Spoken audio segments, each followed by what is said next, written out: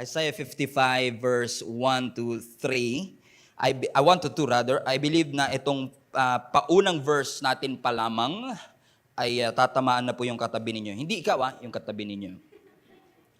By the way, for those of you who are joining us online, I would appreciate if you would share this live stream to somebody. Punuin natin ang langit and let us reach out as many people as possible. Welcome sa mga nasa Dubai, Saudi Arabia, and sa lahat ng nanonood sa atin ngayon.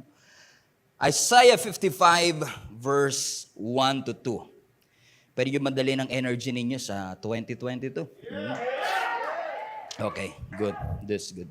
Isaiah 55 verse 1 to 2. Pasensya ka na kayo, medyo energy ko sa simula, pinipreserve ko kasi kulang ako sa tulog kasi yung kapitbahay namin nag-video kaya hanggang 5 o'clock in the morning. So, for 2 days.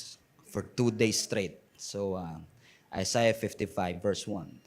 Is anyone sleep-deprived? Joke. Is anyone thirsty? Come and drink.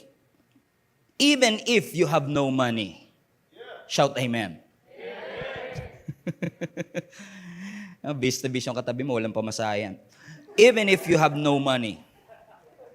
Come, take your choice of wine or milk. It's all free. All Filipinos would love that. Verse 2. Why spend your money on food that does not give you strength? Why pay for food that does you no good? Listen to me, and you will eat what is good. Listen to me, and you will eat what is good. Very conditional. Do you want to eat what is good? Listen to God. Listen to God and eat what is good, and you will enjoy the finest food.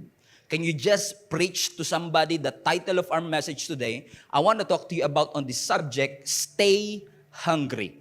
Sabihin nyo nga sa inyong katabi, stay, hindi angry stay hungry.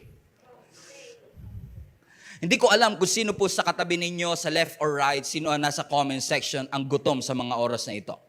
Kakakain lang yan ng 1:30, pero gutom na naman ngayon. Natatawa si Rose, baka gutom na to. Alam nyo, ang ating appetite ay hindi naman masama. No? Yung ating appetite ay malaking bagay. Ang appetite in the Latin, ang ibig sabihin is desire for. O ang ibig sabihin ng appetite is a strong desire for something. So kapag sinabi mong appetite, hindi naman necessarily na may appetite ka lagi sa food. Pwedeng may appetite ka sa video games, or appetite for sex, or appetite for many things in our life. And when you say a person have an appetite, hindi naman ibig sabihin porket gutom ang isang tao, o may desire ang isang taong kumain, o i-feel yung kanyang hunger, ay mali na kagad ito. In fact, mga kapatid, ang appetite is a good thing.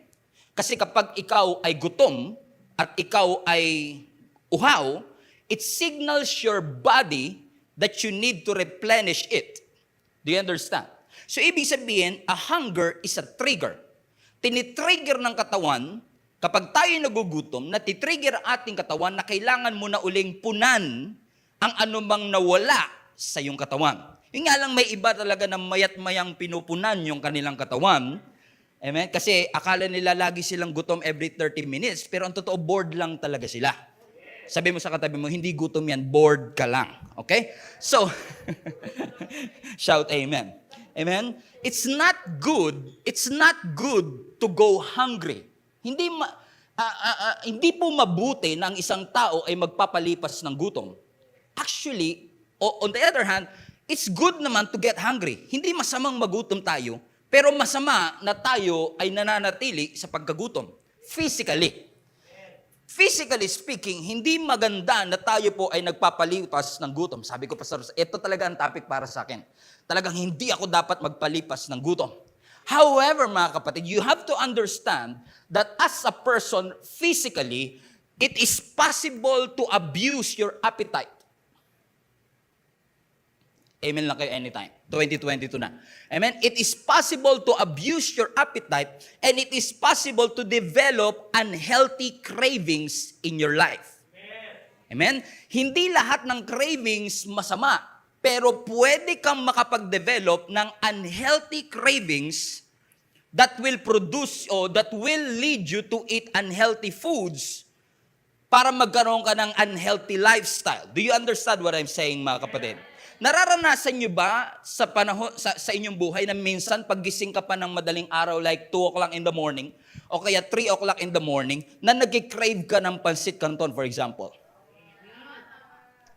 Or nagki-crave ka ng mangga na sinausaw sa toyo, something like that. What? Pansinin niyo yung mga naglilihim, may kakaiba silang kombinasyon na hindi natin alam. But anyway, mga kapatid, nangyayari sa atin minsan na habang tayo ay supposedly patulog na, yung ating stomach ay biglang nagki-crave for something like pansit canton. And there are times in our life, mga kapatid, that we are filling ourselves with food, but afterwards, you will feel worse. Okay, you're gonna feel something in your body that will make you feel worse in the end. For me, pansit canton yun. I'd stop eating pansit canton for quite some time because I love pansit canton, pero after I ate pansit canton, I feel worse. I don't know why. Feeling ko may goma sa tiyan ko after eating. Masarap siya, pero I feel worse afterward. Alam niyo, sa buhay natin may mga pagkakataong ganito. That sometimes when you eat something, when you fill yourself with something, it will lead you to feel worse in the end. And that's not a good thing. Kapag pinupuno mo ang sarili mo ng bagay na makakapagpasama ng iyong pakiramdam pagkatapos nito. Is this making sense? So sa buhay natin, mga kapatid, hindi masama na tayo ay may cravings, but unfortunately, minsan kapag may cravings tayo, pinupuno natin at pinupunan natin yung cravings natin, that's something that will never satisfy. Napansin niyo ba sa mga lifestyle natin, and I include myself, na kapag tayo minsan ay nagugutom, especially on the late night, ang pinipili nating maging pagkain ay mga junk foods, cheap foods, pagkain na matatamis, pagkain na mataas sa calorie. Pastor, talaga ba? January, pinag-uusapan natin yan. After kong kainin lahat, hindi pa ubos mga pagkain namin sa ref, Pastor. Yung mga leche plan namin, 7 pa natitira, Pastor. Talagang pag-uusapan. Pero you get what I mean, mga kapatid. Na kumakain tayo, pagka tayo ay nagugutom, pero pag meron tayong cravings, kakain tayo ng matamis, at marirealize mo pagkatapos mong kainin yung matamis, it will cost you to eat more. Again, it will cost you to eat more, and it is destroying your appetite. Kami ni Jenny, nakasanayan na ho namin, mga kapatid, na ang unang meal namin araw-araw is between 2 o'clock to 4 o'clock in the afternoon. So unang kain namin sa araw is 2 o'clock to 4 p.m. So buong araw yan, pagkagising namin, hindi muna kami kumakain ng breakfast. Kaya pabor sa akin yung fasting na ito kasi skip 1 meal. Joke! Biro lang. So hindi kami kumakain ng 2 to 4. Pero recently, a few days ago, trinit ko si Jenny kasi birthday niya. 25th birthday niya nung nakalipas sa araw. 25th silver anniversary. Joke. And then, nagpunta kami, sinurprise ko siya, nagstay kami sa isang hotel. And then, dito sa hotel na to ay may free breakfast. Free breakfast at yung free breakfast ay buffet. Ibig sabihin, may buffet table, kakain ka ng kahit anong gusto mong kainin. Pero napansin, alam to ng mga nag-i-stay sa hotel na may free breakfast, na ang breakfast laging super early. Di ko alam kung bakit ini-schedule nila na sobrang aga. Parang ayaw magpakain. No? Mag-open ng 6 o'clock in the morning hanggang, buti nga itong pinuntahan namin, inistayan namin hanggang 10 in the morning. So sinagad talaga namin. Okay, gigising kami ng 9 o'clock in the morning to prepare us, and 9:30 we'll eat. Pero hindi kami sanay ng ganon. It is altering our appetite. Pero kahit na hindi kami sanay kumain ng umaga, dahil free breakfast to. Do you understand what I mean? Free breakfast, hindi po pwedeng palagpasin mo yung tayo mga Pilipino, mga kapatid, hindi tayo papayag basta-basta na yung mga free na yan ay makakalagpas. Naalala ko nga nung pagkagising namin ni Jenny, tinanong ko siya kasi napansin ko parang ayaw niya pa bumangon, parang hapu pa yung katawan niya. Sabi ko, skip tayo ng breakfast. Hindi, sabi niya, hindi pwede. Hindi tayo papayag. Alam niyo tayo kasi mga Pilipino, alam niyo palimbawa, eat all you can, at ang babayaran mo sa eat all you can, 500, hindi ka papayag na hindi ka nakakain ng more than 500 pesos. Kasi kailangan mong malugi, kailangan talaga lugi yung Viking sa'yo. Come on, sama. Ewan ko kung ano meron sa atin. Pag nag-stay ka sa isang hotel, talagang kailangan makakuha ako ng maraming shampoo, maraming... May shampoo ka naman sa bahay. Pero talagang hindi ka papayag. Kailangan masulit ko. So ganun yung nag-i-attitude actually, kasama na rin ako. Kasama kami nag-i-attitude namin na kahit hirap na hirap kang gumising and you know that it is altering your appetite because it's free, because it's available, you take advantage of it.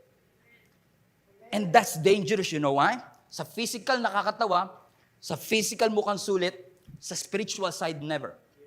You know why? Kasi minsan, may mga bagay na preferred ang Word of God na hindi available sa ating kapaligiran. Pero minsan kung ano available, yun ang nagiging preferred. You settle for less. You don't get it. Naranasan nyo na bang pumila kayo sa Jollibee at bago pa man kayo pumunta sa cashier, meron na kayong pagkain in mind?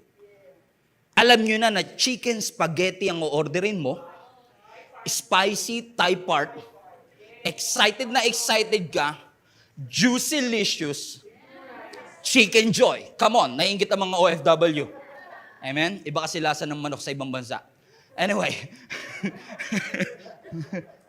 chicken sad sila dun, natikman ko na sa ibang bansa. Chicken sad. Tayo chicken joy. Anyway, saya, di ba? So, hindi ka pa nakaka-order na lalasahan mo na. Correct? Correct? Ay, grabe. Minsan yan, nanonood ako ng MasterChef. Pag hindi ako marunong magluto, pero sino sa inyo hindi kayo marunong magluto, pero nanonood kayo ng MasterChef? Nanonood ako MasterChef. Tutuwan-tuwa lang ako doon sa pinapanood ko. Ang galing talaga niya magluto kasi lagi siyang top na chinot. Pero na-surprise na ako, na mind-blown lang ako nung in-interview siya. Kasi hawak-hawak niya yung pagkain, ipe-present niya sa judge. At ang sabi ng judge sa kanya, natikman mo pa na ba ito? Alam mo, ang sabi niya, I've tasted it in my mind. And I was like, how is that even possible? I mean, hindi mo pa natikman, pero alam niya, calculated niya yung lasa kasi natikman niya na ito. Do you understand? So, hindi mo pa natitikman, nalalasahan mo na. Nararanasan niyo ba yun? I mean, ako lang yata. Yung dahil nalasa, kasi you cannot develop an appetite for something that you've never tasted. Correct? So, kaya ka nagkikrave sa chicken joy kasi nalasahan mo na at some point. Alam mo ni lasa niya, kaya nagkikrave ka for chicken joy. And then pagdating mo ng cashier, ang sabi ng cashier, ay wala pong spaghetti. Biruin mo 5 minuto mong pinag-isipan. 5 minuto mong pinag-pray sa Lord. Lord, salamat sa pagkain ito. Kakain ako ng chicken spaghetti. Pagdating mo ngayon sa cashier, dahil sinabing wala, within 5 seconds, kailangan mag-decision ka. Para ka na sa, who wants to be a millionaire? Pressure na pressure. Wala ba spaghetti? Palabok? Wala din po. Wala din palabok. Sunday na lang po, Tuesday pa lang po ngayon. Grabe. So, ang preferred mo, chicken spaghetti, pero dahil hindi yun ang available, naging palabok. You understand? So, yung available, naging preferred. Pagtsatsagaan ko na kasi ito yung meron. Alam niyo, sa buhay natin ganyan. May mga preferred na sinet ang ating Panginoon that these things will help you. These cravings will help you. These cravings will lead you to a better life. Pero minsan dahil hindi yun ang available sa friends mo, hindi yun available sa teaching ng pastor mo, hindi yun available sa nasa paligid mo, kung ano yung available, yun yung nagiging preferred.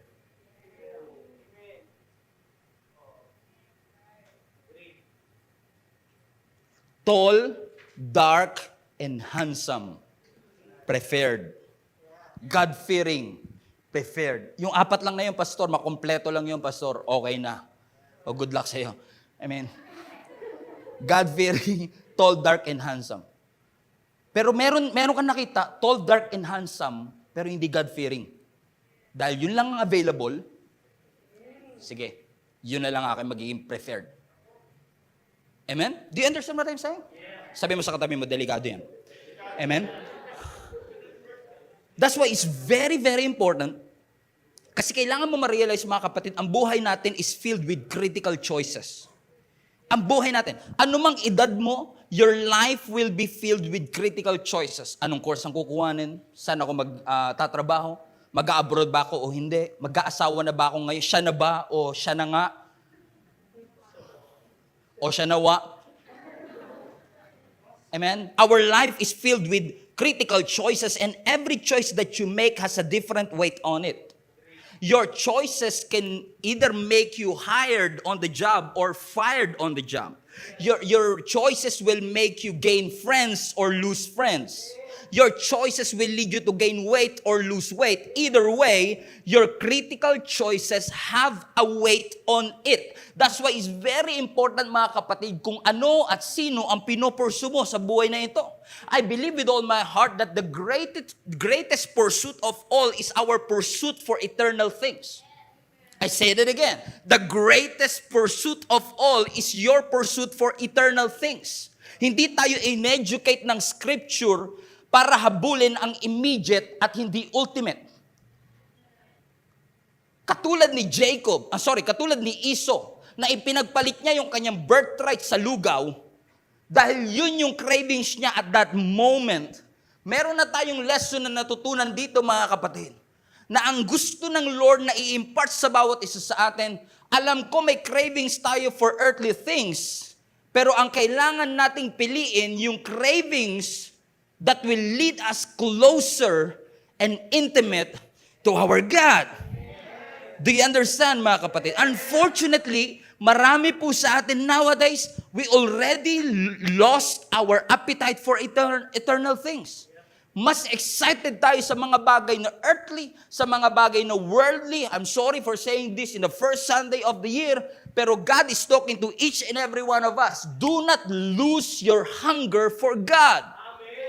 Don't lose it. Don't lose that passion. Don't lose that commitment to whatever God is calling you to do. Lahat ng Christian naniniwala sa eternity, pero nagde-deposit ka ba for your eternity? It's one thing to believe in eternity, it's another thing to deposit something. Kaya ang sabi ng Lord, huwag kang mag-imbak ng yaman dito sa mundo. It's not saying na huwag kang mag-save, hindi sinasabing huwag kang mag-plan, pero ang sinasabi ng Panginoon, hindi magtatagal yan.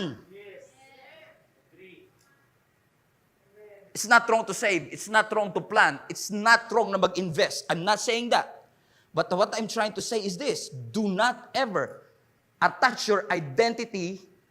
Do not ever attach your worth to your net worth. You are not your net worth. You are who God says you are. Kasi kapag tayo ay nagpakalasing sa mga bagay na ino-offer ng mundong ito, amen, you'll be satisfied and happy for a while, but it will only get you through the night. Parang pansit canton. It will fill you for a while, but you will feel worse in the end.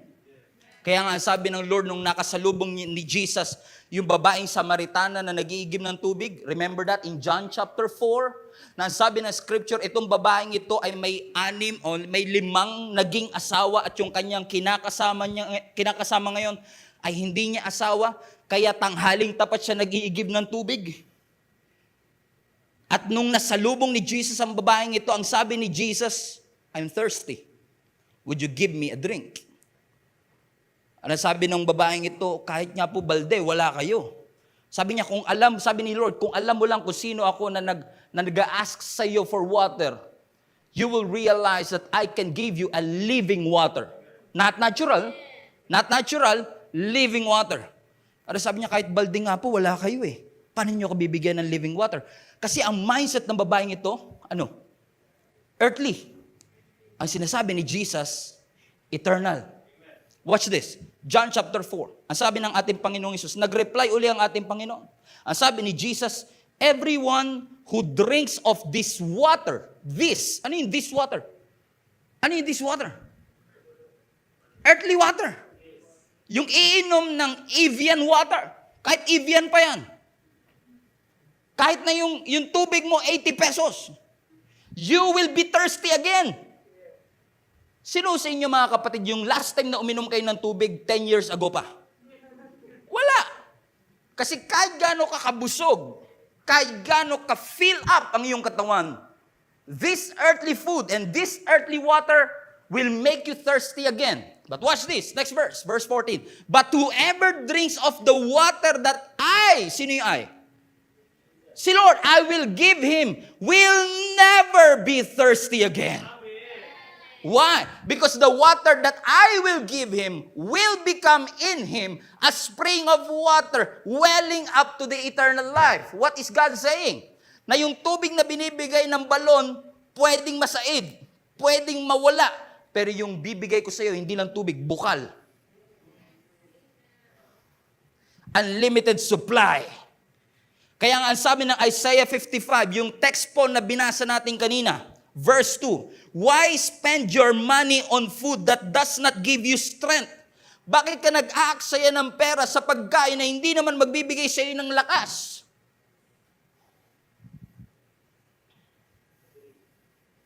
It's not gonna last. Why are you spending so much time on things that you thought will give you satisfaction, but will feel you worse? You will feel worse. Why? Sabi mo sa katabi mo, why? Mga kapatid, I want to invite each and every one of you in 2022. In 2022, I want to invite each and every one of you. Wag niyo pong pupunan ang gutom ninyo sa Diyos na mga bagay that will never last. It's time. And I say this every year. It's time for us to grow. It's time for us to get deeper to God. Panahon na ito para i-sharpen nyo ang inyong mga spiritual senses. Panahon na ito para ang ugat natin ng pananampalataya sa Panginoon ay mas lalong lumalim. Nagpe-pray ka ng expansion, kung ang root mo hindi lumalalim, babagsak ka din. Babagsak ka. Kaya maraming Kristiyano bumabagsak kasi pray ng expansion, yung root ayaw palalimin.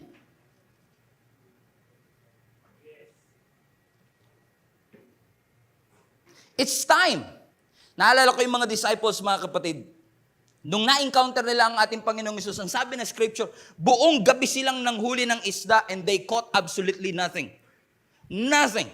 Buong gabi silang nagpagod, nothing. Sino sa inyo nakakaranas nito? Practically speaking. Na lahat ng bagay ginawa mo na. Pero bank account mo, ubos pa rin maintaining balance. Wow, yaman. Grabe, wala talaga nag-amen. Yaman. 6 figures. Wow. Come on, somebody. They caught absolutely nothing. And then Jesus came. Napansin niyo ba, every time darating ang ating Panginoong Hesus, nagbabago lagi ang sitwasyon. Nagbabago sitwasyon. Kaya kung gusto mo mabago sitwasyon mo, imbitahan mo ang ating Panginoon. Because when you invite Jesus into your situation, things will change. So dumating ang ating Panginoong Hesus, ang sabi ng ating Panginoong Hesus, launch out into the deep. You are fishing. Paraphrase, you are fishing on shallow waters. Ang babaw na lang, nalunod ka pa.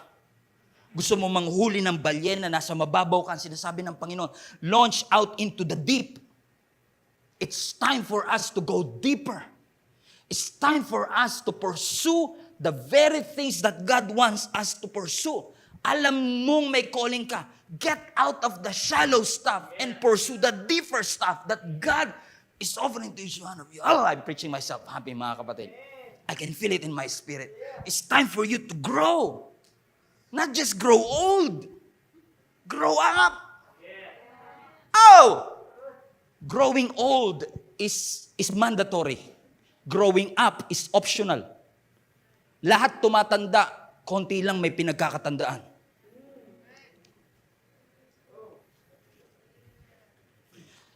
Hallelujah, Pastor. Ang bigat. God wants you to have your roots deeper unto God. Alam mo, kung hindi, na-realize ko mga kapatid, kung hindi ka magiging intentional about staying hungry for God, ay talagang may bubusog sa'yo.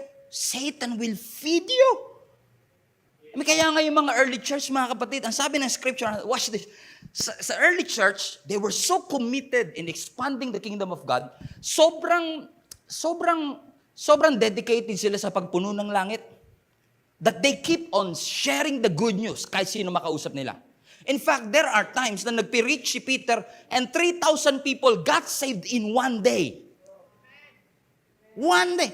And read your Bible, ang sabi ng scripture, araw-araw silang nagmi-meet. Tayo once a day, once a week. Sila every day. So wala pa naman kasing Netflix noon. Understandable. Amen? Once a week. Tayo, sila once a day. Araw-araw, they keep on doing that. Amen? They fellowship in their homes. They eat together. Because they're very intentional about getting closer to God. They are very intentional about getting closer to one another and spreading the good news of Jesus Christ. Kasi alam nila that this growth will not happen automatically. We have to be very, very, very, very intentional. And it's not wrong to ask God for blessing. It's not wrong to ask God for provision. It's not wrong to ask God for breakthrough. But God desires that you'll experience a breakthrough as well in your spiritual life. Ewan ko kung nararanasan nyo, mga kapatid, na may mga pangarap kayo sa buhay, pagkatapos nyo makuha yung pangarap ninyo, you don't get what you want. You're praying for God. Sino sa inyo nanalangin kayo for something that you want, at nung nakuha mo yung bagay that you want, you realize you don't want what you want. You're always praying for success. And when you're successful, success doesn't feel successful. Nangyayari ba, mga kapatid? You're praying, Lord, bigyan mo pa ako ng maraming gigs, maraming career, o maraming opportunity. And your calendars are full. But your soul is starving. Gutom na gutom ang soul. There is something from the inside. There's void from the inside. Na sinasabi mo, dati, pinapangarap ko lang makasweldo ng 30,000 and 50,000. Now, I have 6 digits in my bank account and I don't feel happy. I don't feel successful. There's a void in your heart that only God can fill. Kasi alam ng Panginoon, it's not wrong to have money. It's not wrong to be successful. But hey, baka mamaya the very blessing that you've been praying for God is also the very same bandage na ipagpipray mo that God will deliver you in the end. Kaya ang sabi ng Matthew chapter 5, blessed are those who hunger in righteousness, for they will be filled. They will be, Greek word, they will be satisfied. Ang mga taong gutom sa mga bagay na patungkol sa ating Panginoon will never be thirsty again. My encouragement to each and every one of you, mga kapatid, it's time for us to have a hunger for meaning. Alam ko marami sa atin, naglulong tayo ng meaning, ng purpose. Ako lang ba? Na naglulong kahit nagpe-pray ka, Lord, gusto ko magkaroon ng meaning ang buhay ko. Gusto ko magkaroon ng purpose ang buhay ko. I want to be loved. I want to feel special. I long for it. No, come on, di lang kayo nagsasalita. But I know some of you are thirsty for meaning. Some of you are thirsty for attention. Some of you are thirsty for validation. Some of you are thirsty for success, for importance, for meaning, for worthiness. Lahat yan ay hindi masamang cravings na nilalagay ng Panginoon sa atin. Pero ang masama, hinahanap natin siya sa maling tao o sa maling sitwasyon. Sabi mo sa katabi mo, iwan mo na yan. Joke. We must pursue the thing. Sino sa inyo, mga kapatid, may pangako ang Panginoon sa inyo? May pangako ang Diyos sa atin. How passionate are you to pursue that promise? How committed are you to experience that promise? How committed are you in fighting for your family? How committed are you, kapatid, to fight for what is right, to fight for the promises of God in your life? Naalala ko si Joseph. Look at this verse in Hebrews chapter 11. Sabi ng Hebrews chapter 11, it was by faith, Hebrews 11 please, 22, it was by faith that Joseph, when he was about to die, everybody say that, when he was about to die. Si Joseph, when he was about to die, napansin niyo when, hindi sinabing if? Kasi dying is not optional. When you grow, birthdays, kapag tayo nagbe-birthday, palapit tayo sa funeral. We're not just aging, we're dying. Ano sabi ng scripture?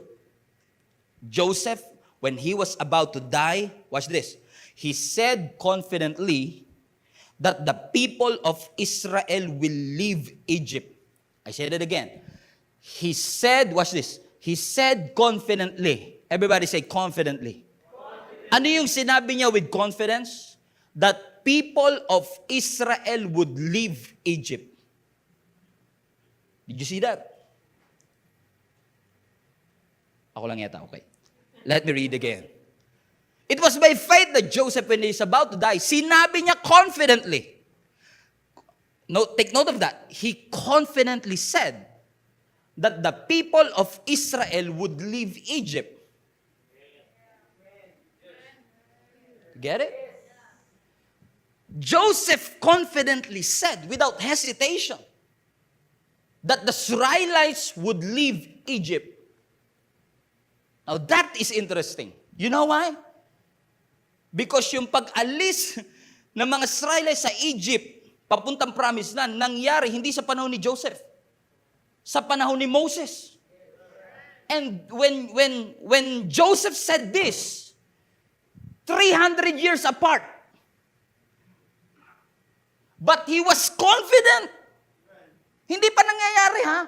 But he was confident it will happen. Paano nangyari yun? Saan niya nakuha yun? Kasi yung kanyang great-grandfather na si Abraham already prophesied about it. Na sinabi ni Abraham, sinabi ng Panginoon kay Abraham, one day you will inherit your own land. 300 years later, it did not happen. And then Joseph came. 300-year promise. Pero kino-confess pa rin ni Joseph, I'm confidently saying to you, we're going to be free. And it happened decades again later. Why is he so confident? Kasi nangako ang ating Panginoon. At dahil nangako ang Panginoon kay, I don't know kung nakukuha nyo, ha? Nangako ang Panginoon kay Abraham, hindi nangyari sa panahon ni Abraham. Nung dumating si Joseph, sabi niya, I'm confidently saying, that promise is that's going to happen. That is going to happen. That is going to happen. And it takes faith to speak about the future. Oh, he's speaking about the future, and it takes faith to say that it is going to happen. How confident he is. Watch this. Last part. He even commanded them to take his bones with them when they leave. So sinasabi niya sa kanya mga kapatid, okay guys, I know, nangako ang Panginoon sa great-grandfather natin si Abraham, that God will allow us to inherit our own land. Pero kapag nangyari yan, yung buto ko siguraduhin yung madadala nyo. Why mga kapatid? Sinasabi ni Joseph, do not bury my bones here. Because I know there is a promise. Naalala niya yung pangako ng Panginoon sa kanyang great-grandfather na si Abraham that they will inherit their own land. And he was so confident na sabi niya, pag pumunta na kayo sa promised land, siguraduhin nyo lang na pati buto ko kasama dyan. Because I don't want to be left behind. He's speaking about the future. He's so confident about the promise. He's talking about eternal things. How confident are we to experience God's promise? I-correlate natin yan sa Old Testament. Kasi New Testament to Hebrews, right? Look how consistent the Bible is. Genesis 50. Let's correlate this. Ang sabi ng Genesis 50, verse 24. Genesis 50, soon I will die. See that? Wala pala dyan. Soon, I will die. Watch this. Soon, I will die. So, inulit na naman mga kapatid. So, ulitin ko rin sa inyo, mamamatay ka na. Mamamatay ka din.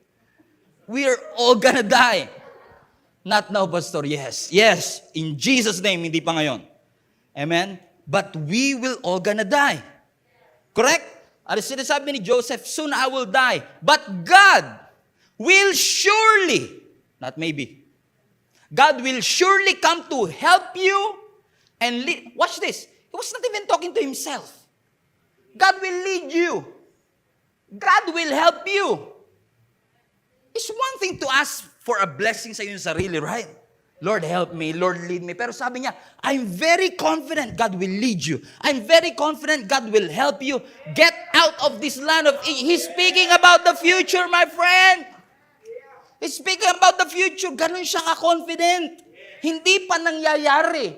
Pero pinoprophesy niya na, I'm very sure it will happen. Next verse. Amen? Ang sabi niya, He will bring you back to the land. He will bring you back to the land He solemnly promised to give to Abraham, to Isaac, and to Jacob. Verse 25. Next verse, please. And, naghahang yung computer natin. And then Joseph made the sons of Israel swear an oath, and he said, when God comes to help you and lead you back, watch this, you must take my bones with you. Parang ganda nun, no? Kung kuhanin na ako ni Lord ngayon, siguraduhin nyo na yung buto ko makakarating sa promised land. Kasi Joseph knows that some promises of God may not happen in your timeline, but it will happen in your bloodline. It will happen in your bloodline. Kasi nangako ang ating, hindi man ma-fulfill sa iyo. Look at Hebrews 11. Look at our faith heroes in the Bible. Maraming sinasabi doon na scripture na hindi nila naabutan yung pangako, pero pinaniwalaan nila at na-fulfill sa kanilang generation. And some of the promises of God in our life, hindi man mangyari sa atin, but it will happen. Just keep on believing that it's gonna happen.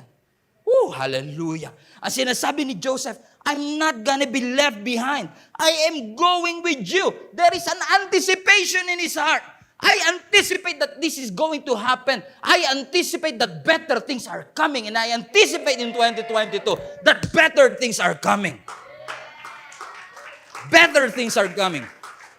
Better things are coming. The best is yet to come. Hindi man mangyari yung expansion ng business namin sa taong ito, but it will happen. Hindi man mangyari ang promotion sa 2022, it will happen. Hindi man mangyari yung mga pangako ng Lord sa amin, hindi man makakilala ang tatay ko this year, but I know this is going to happen. So what am I saying to you, church? Stay ready, stay alert, stay hungry. Kailangan manatili ka lang gutom, manatili ka lang alerto, manatili ka lang ready kasi anytime, suddenly, the promises of God in your life, it will come. It will come. And 500 years later, it comes. God brought them out of Egypt, going to the promised land. So from Egypt, going to the promised land. From Egypt, going to the promised land. Pero sa gitna may wilderness, correct? And while they were traveling in the wilderness, they started to complain. 3 days pa lang na nagta-travel sila. Sabi ni Joseph, I'm confident it's going to happen. And it happened in their generation. Nung sila'y nagta-travel na 3 days pa lang, gutom na sila. May kilala ba kayo ngayon? 30 minutes pa lang. Gutom na kagad. Sabi mo sa katabi mo, para sa itong message ito. Okay. Amen. Amen. 3 days pa lang, gutom na sila. And God provided the food. God provided manna.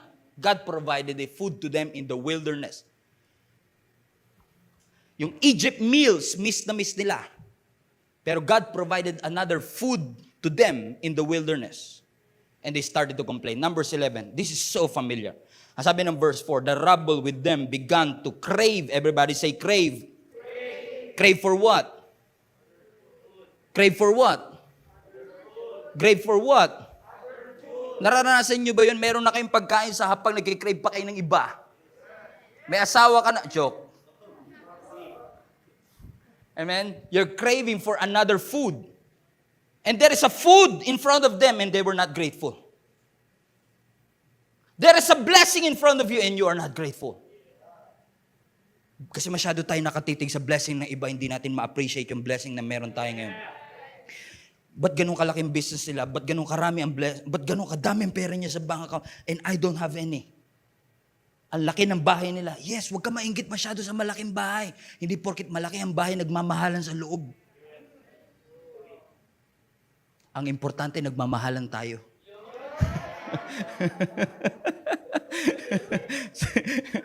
O parang gusto niyo sabi mo pastor, sabihin sa katabi. Para sabi ko, ang importante, nagmamahalan tayo. And watch this. Amen? And again, the Israelites wailed, they complained, and they said, watch this, if only we had meat to eat. Meron na silang Coco Crunch.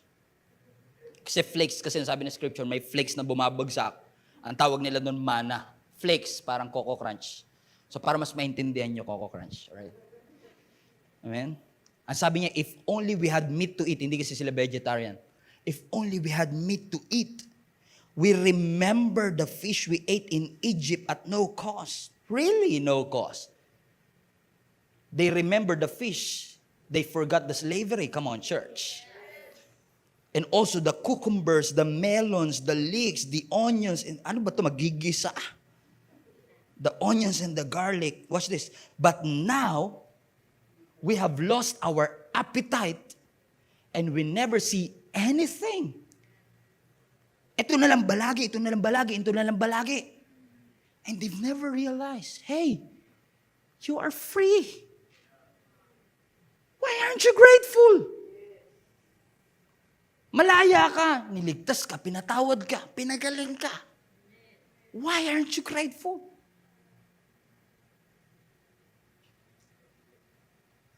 They are longing for the food that's not, nawala sa kanilang harapan.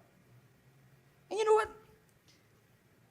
If you know the context, if you know the history, mga kapatid, ang mga Israelites ay na-enslaved, na-alipin sila for 430 years. Everybody say 430. To be exact, ha? 430. Everybody say 430. 430 na? Alright, 430 na ang tip. Para mas madali nyo matandaan. So every time maririnig yung 430, you know, slavery, 430 years. Okay, 430 years. Pero ang technically, sila ay nasa wilderness lang for 400 years. Saan napunta yung 30 years? Now, if you know this, the history, mga kapatid, yung 30 years ay namalagi sila sa Egypt. Remember the story kung saan sa panahon ni Joseph, nag-declare siya sa nagkaroon ng panaginip ang paraon na magkakaroon ng tagutom. Si Joseph the dreamer ang nakapag-interpret nito, correct? Remember the story? At ang kanyang interpretation, magkakaroon ng tagutom at kasaganahan 7 years. Remember that story, mga kapatid? And you know what? Nung nagkaroon ng matinding tagutom, lahat ng mga bansa naghahanap ng pagkain, wala silang makuhang pagkain, saan sila nakahanap? Sa Egypt. So yung buong entire nation of Israel, pinakain ni Joseph sa Egypt for 30 years. 30 years. Do you understand? Now, kapit kayo, fasten your seatbelt. This is going to help you. Genesis 41, verse 53. So the 7 years of abundance in Egypt came to an end. So yung abundance na tapos na verse, next verse. And the 7 years of famine began. And just as Joseph has said, there was a famine in all the other lands. Watch this. But in the whole land of Egypt, there was food. So nasaan ang pagkain? Nasa Egypt. Alam niyo ba, alam niyo naman to, di ba, pag gutom tayo, regardless kung basta may pagkain pa so. At dahil ang pagkain nasa Egypt, lahat ng mga bansa, naalala niyo si Abraham nung nagkaroon din ng taggutom kay Abimelech and everything? Sa Genesis, saan din sila pumunta? Sa Egypt. Kasi sa Egypt, it was a prosperous country na nasa kanila yung pagkain. And when all, verse 55, and when all Egypt began to feel famine, the people cried to Pharaoh. Oh, wrong choice. Wrong choice. Wrong choice. The people cried to Pharaoh for food. And then Pharaoh told all the Egyptians, go to Joseph and do what he tells you. When the famine had spread over the whole country, Joseph opened the storehouses and sold grains to the Egyptians, for the famine was severe throughout Egypt. And all the world came to Egypt. All the world. Everybody.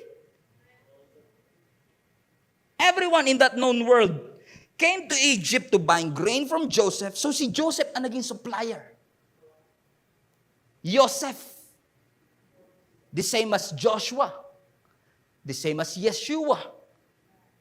He provides. He provides.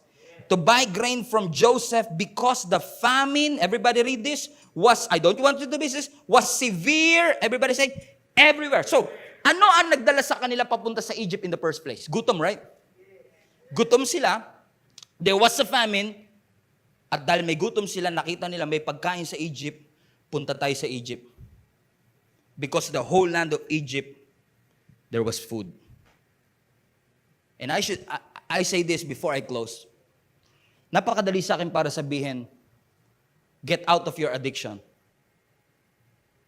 Correct? Pinalaya ka na sa iyong addiction. Iwasan mo na yung addiction. Ang dali sa akin sabihin nun. Pwede tayong magtapos ngayon sa preaching natin, sabihin natin, get out of that. Don't settle for less. God is bringing you into a good land. Ang daling sabihin, correct? Easier said than done, correct?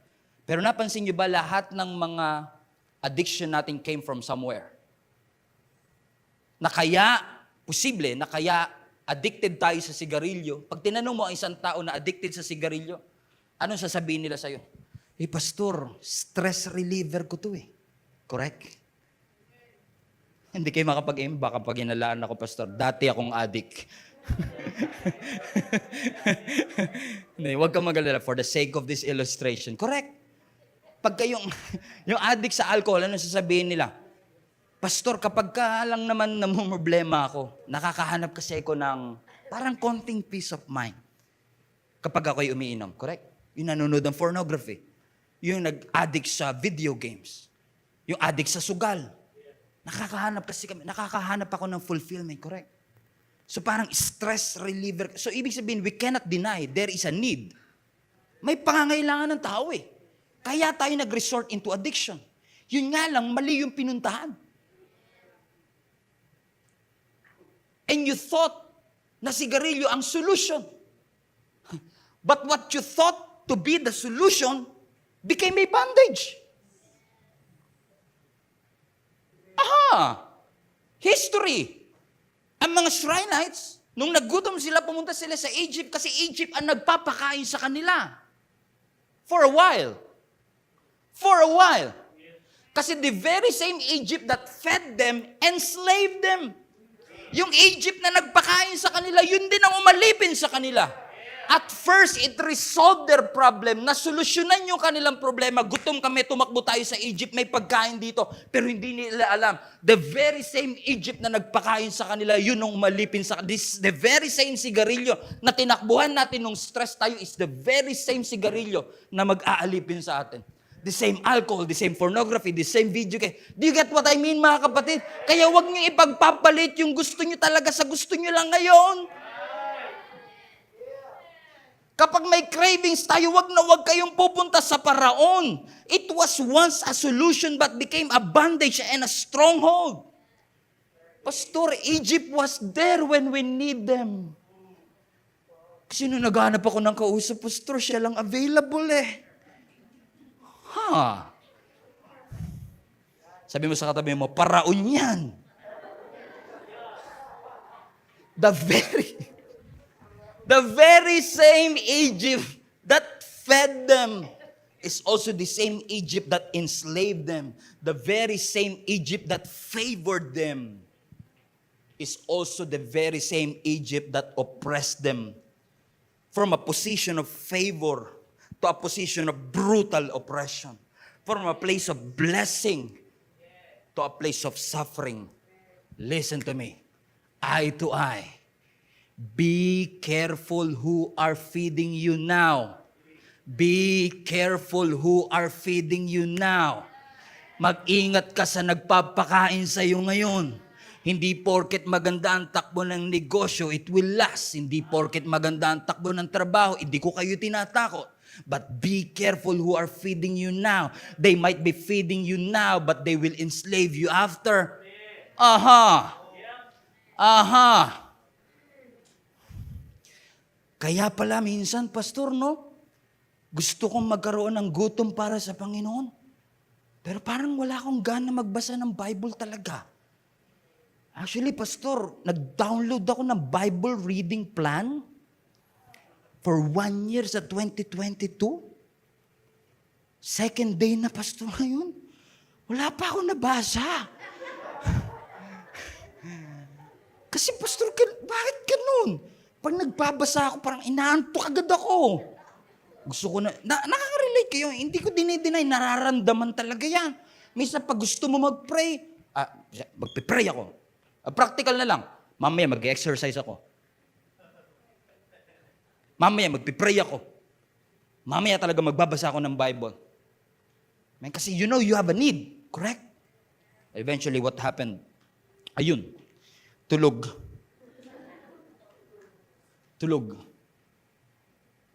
Amen? Parang wala tayong appetite. And I remember nung bata ako, meron akong best friend. Kanina nanonood siya nung earlier service. Etong best friend ko na ito, magkasama kaming manood ng basketball. Hindi ko sinasabi magaling ako mag-basketball. Disclaimer lang, pag inaya niyo ako, huwag kayo mag-expect na si Steve Nash ako, okay? Hindi ako magaling mag-basketball, okay?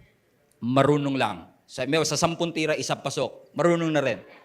Correct? And dati lagi kami nagbabasketball and pagka uwi namin, lagi kami dumediretso sa bahay niya.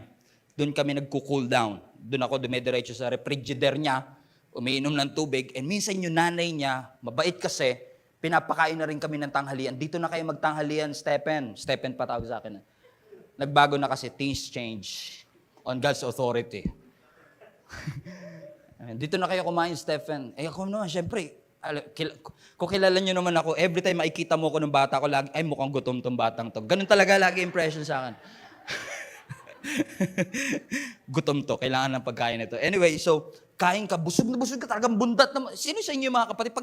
Hanggat may pagkain, diba? Wow, sarap, busog na busog ka. Talagang full ng pakiramdam mo. And then uuwi ka ng bahay, only to find out yung nanay mo nagluto rin pala ng tanghalian. Tapos sabi ng nanay mo, kumain ka na. Hindi mo ma-deny. Hindi mo masabi. Pag ulirang anak ka, Brad. Pag ulirang anak ka, mahirap sabihin, Nay, kumain na po ako eh. Hindi, kakain ka. Papanggap ako. Parang, sarap. Naranasan niyo ba yung busog na kayo? Papanggap ka masarap. Pero kahit gano'n kasarap yung pagkain na nasa harap mo. Nahalata ko na nanay ko, sabi niya sa akin one time, parang busog ka. Kumain ka na, no? Hindi mo ma-deny, di ba? Hanyo kung bakit minsan wala tayong gana sa mga bagay na sa Panginoon? Kasi may iba nang bumusog sa atin. May iba nang bumusog sa'yo. Ang tanong, sino bumubusog sa'yo? Sino ang nagpapakain sa'yo? Sabi mo sa katabi mo, ingat ka dyan. Sino nagbubusog sa'yo? Amen? Alam nyo, ang mga bagay na patungkol sa Panginoon, it may not taste good, but it's for your own good. It's for your own good. Hindi junk food, hindi cheap, hindi high calorie, hindi sugary. God wants to offer you decent meals. Amen. Isaiah 55 again, ano sabi? Are you thirsty? Come and drink. God, look at this. God is after those who are hungry, thirsty, and broke. Even those who have no money. Next verse. Verse 2. Why spend your money on food that does not give you strength? Why pay for food that's no good? Listen to me. You will eat what is good and you will enjoy the finest food when you come to the Lord. When you come to the Lord, only God can give that to you. Kaya mga Israelites, they've never appreciated it. Lagi sila nagko-complain. Kasi excited na kasi sila sa promised land. And some of us are so excited for what the promised land has to offer. And we forgot, mga kapatid, nararanasan niyo ba minsan na nung tinanggap niyo ang Panginoon, you know you are free. Sabi mo, Lord, thank you, papunta na ako sa promised land. Pero hindi ka dumiretso sa promised land. Inalaw ng Lord na magpaikot-ikot ka sa wilderness. And when I was studying this, natatawa lang ako, sabi ko, ang galing mo talaga, Lord. Kasi sanay sila sa fish, sa cucumber, sa melon, sa leek, sa onion, sa garlic. What if that wilderness is on purpose? What if inaalaw ng Diyos, kapatid, na dumaan ka sa wilderness? What if inaalaw ng Lord na dumaan ka sa suffering? What if inaalaw ng Lord na dumaan ka sa mga wilderness, suffering na iyong buhay? Watch this. Because God wants to rewire your appetite. Na posible, na kaya inalaw ng Lord na dumaan sila sa wilderness kasi God knows. You're out of Egypt, but Egypt is not out of them. They are walking towards the promised land, but craving for the wilderness food. Craving for the Egyptian meals.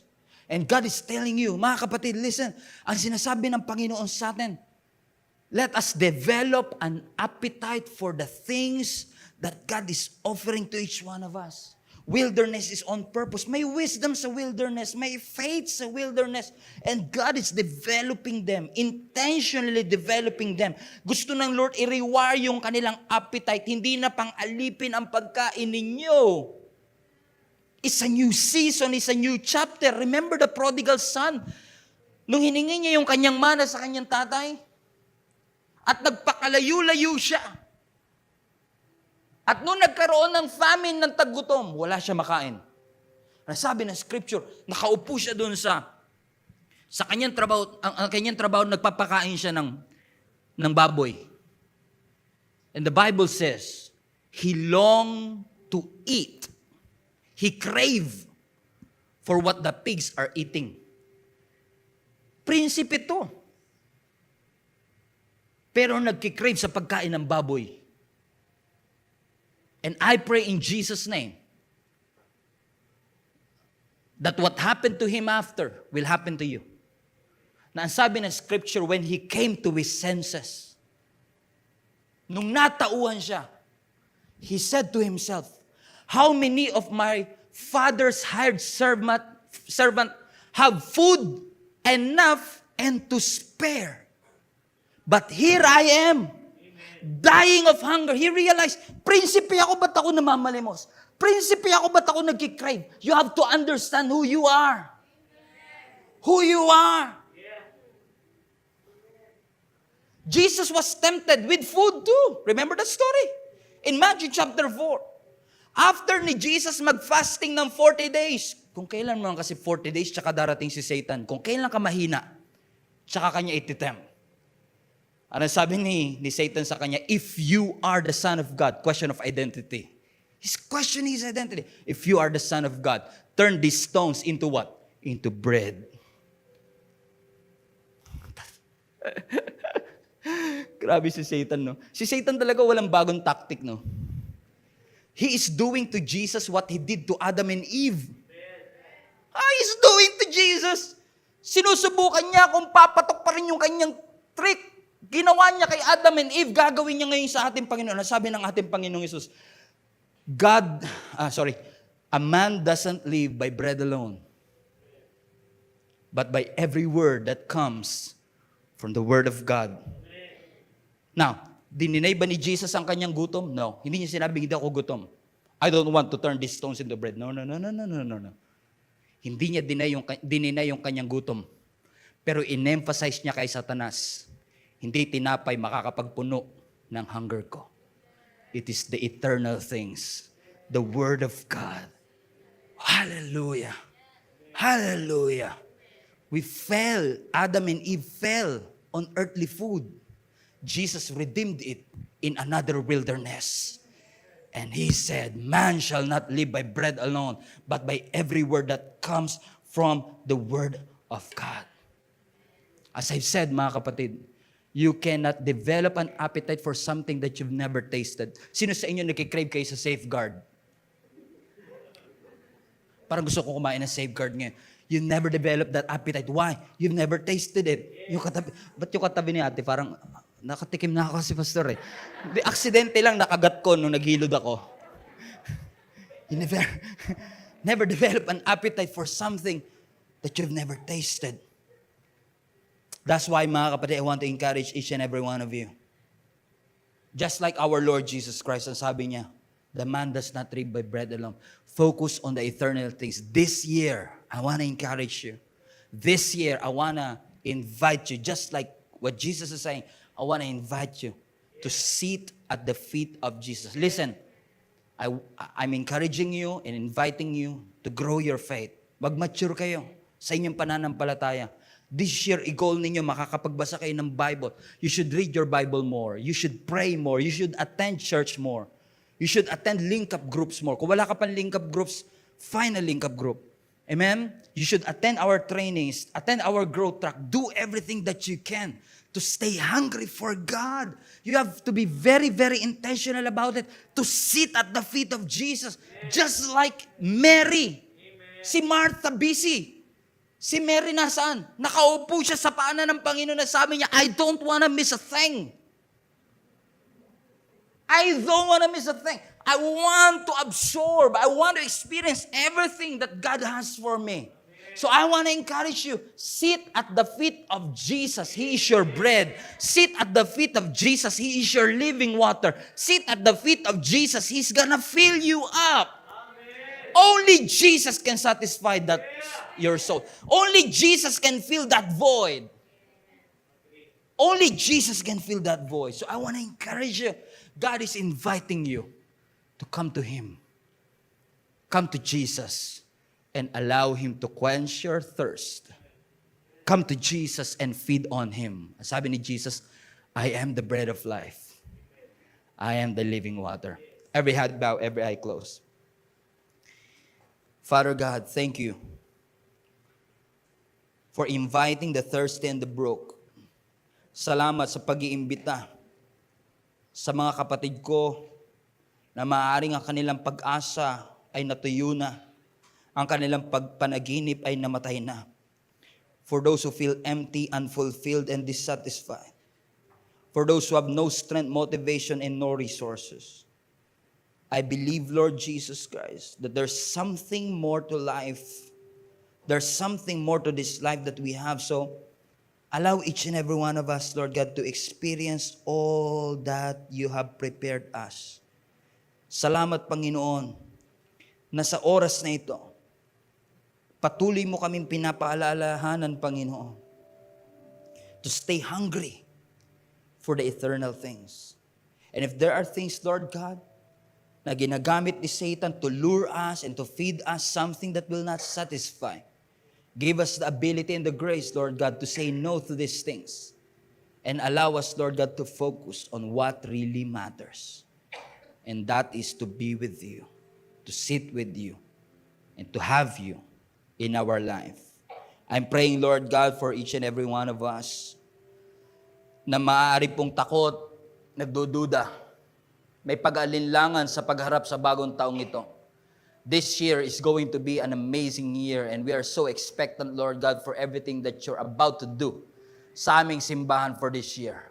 This is going to be a year of impact, expansion. This is going to be a year of many, many breakthroughs. Many more people, Lord God, will be reached through this ministry. But at the same time, Lord God, I'm praying that each and every individual will experience their own breakthroughs as well. Breakthroughs in their finances, breakthroughs in their health, breakthroughs in their finances, breakthroughs, Lord God, in their relationship, breakthroughs, Lord God, in their spiritual life. And I pray in Jesus' name that everyone will experience their best year yet as we keep on pursuing the eternal things that you have for us. Lord, kung may mga pagkakataon na mas pinili namin ang mga immediate kesa sa ultimate, na mas pinili namin, Lord God, ang mga earthly kesa sa eternal, patawarin niyo po kami, Panginoon, at hayaan na makapag-develop ng bagong appetite, Panginoon, ng bawat isa sa amin to pursue the things that you have offering us. Lord God, Satan is trying to discourage us. Satan is trying to destroy us. But right now, Lord Jesus, I command the angels, Lord, to help us get through, Lord Jesus, whatever that we are going through.